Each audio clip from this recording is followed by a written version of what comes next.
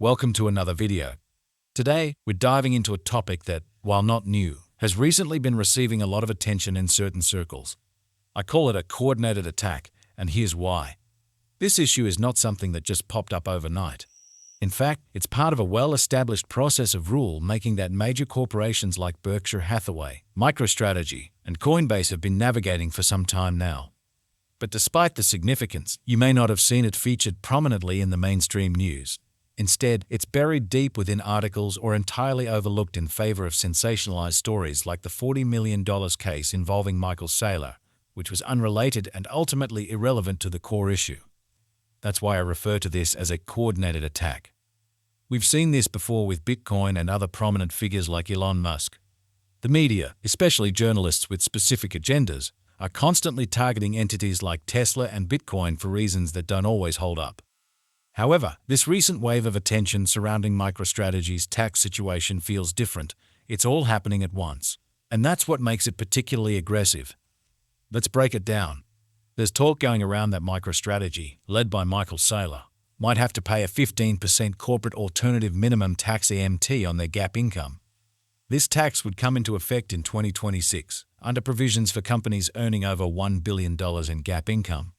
But here's the thing. Why are we discussing something that's more than a year away? Why are news outlets fixating on an issue that won't even come into play for another 13 months? Do they really care about the long-term implications, or is there something else going on? I believe this is part of a strategic move to hurt the stock, plain and simple. That's point number one. Point number two is where things could have been framed differently. Instead of focusing on the negative, the news could have highlighted that MicroStrategy, like other companies in a similar position, is proactively working to address the new AMT provisions. In fact, just like Warren Buffett's Berkshire Hathaway received a constructive response from the IRS back in October 2024, Michael Saylor and Coinbase are doing the same. They've even issued a detailed letter, which explains that their GAAP net income in excess of $1 billion is a result of an accounting change, not an actual increase in revenue. This distinction is crucial because it raises a legal issue. Why should a private organization like the FASB Financial Accounting Standards Board be the one dictating tax laws? The bigger issue here is constitutional.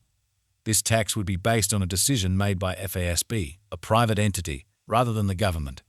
This creates a conflict under the non-delegation doctrine, which essentially states that the government, not private organizations, should have the authority to impose taxes. It's a constitutional gray area, and one that could lead to significant legal challenges. As we saw with the treatment of unrealized capital gains on stocks, tax laws can and do change, and I expect that to happen here as well. Let's not forget that there have been ongoing discussions about reforming tax laws, especially with the potential repeal or overhaul of the Inflation Reduction Act (IRA). If you follow the political landscape, particularly with the upcoming elections, you'll know that there's a real possibility of major tax changes, particularly if Trump returns to power. So, this concern about MicroStrategy's tax liability may be premature, as things are likely to change before 2026.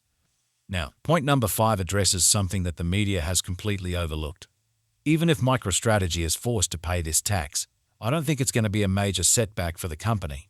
The media suggests that they would have to sell their Bitcoin holdings to cover the tax, but that's simply not true. If there were a $3 billion tax bill, MicroStrategy could easily issue convertible debt or even sell shares to cover the cost. This is a common financial maneuver that companies use when facing large liabilities. They don't need to sell their Bitcoin, there are other ways to raise the necessary funds. Additionally, this tax situation is tied to an accounting change, not an actual loss of capital. This means that in down years, MicroStrategy could potentially get a tax credit for any losses they incur, which could offset future tax liabilities. It's also worth noting that Bitcoin is a movable asset. If the tax situation becomes too burdensome, Saylor and MicroStrategy could move the company's operations to a more tax-friendly jurisdiction or create a new entity to reduce their tax burden.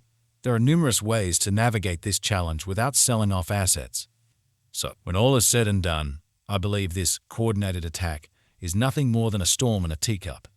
The underlying tax issue is complex, but it's not something that's going to sink MicroStrategy or its stock. The media's portrayal of this as a major crisis is misleading. This is just another case of journalists exaggerating the situation to create fear and uncertainty in the market. In conclusion, I'm not worried about my MicroStrategy stock or any of my positions. This is not financial advice, of course, just my personal perspective. But I do believe that, like the adjustments made for unrealized gains on stocks, this issue will eventually be resolved in favor of fairness and clarity. So, as always, don't take everything you read in the news at face value, especially when it comes to topics like tax policy, Bitcoin, or any other high-stakes financial matters. Thank you for watching, and remember this is for entertainment purposes only. Stay informed, stay critical, and don't let the noise cloud your judgment.